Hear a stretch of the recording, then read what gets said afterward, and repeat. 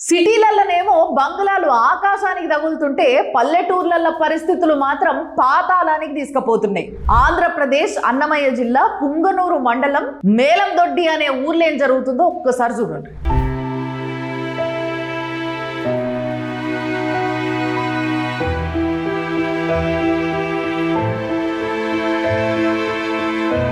భార్యకి ఆరోగ్యం బాలేక హాస్పిటల్కి తీసుకుపోవాలి అని అంటే ఆడ అంబులెన్స్ సర్వీసే లేదంట ఆ ఊర్లో.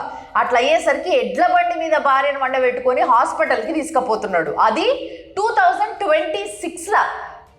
మన లీడర్లు ఏదన్నా టూర్కి పోవాలంటే ప్రైవేట్ జెట్లకి ఎగురుతున్న ఈ టైంలో వీళ్ళు మాత్రం ఎడ్ల బండ్ల మీదనే పోతున్నారు. అది కూడా అత్యవసరమైన సిచ్యువేషన్స్లో.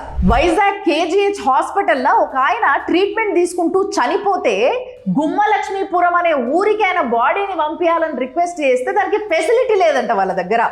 దానివల్ల ఆ ఊరోళ్ళందరూ కలిసి ఆయన డెడ్ బాడీని ఎట్లా తీసుకుపోతారో చూడండి. పశువులని తరలించడానికి ట్రక్కులు వాడుతున్నారు. ఫుడ్ ఆర్డర్ పెట్టుకుంటే 5-10 నిమిషాలల్లో ఇంట్లో ఉంటుంది పార్సల్. ఇలాంటి కాలంలో వాళ్ళు ఒక డెడ్ బాడీని వాళ్ళ ఊరికి తీసుకుపోవాలంటే పరిస్థితి అట్లుంది. అది కూడా 2026లో.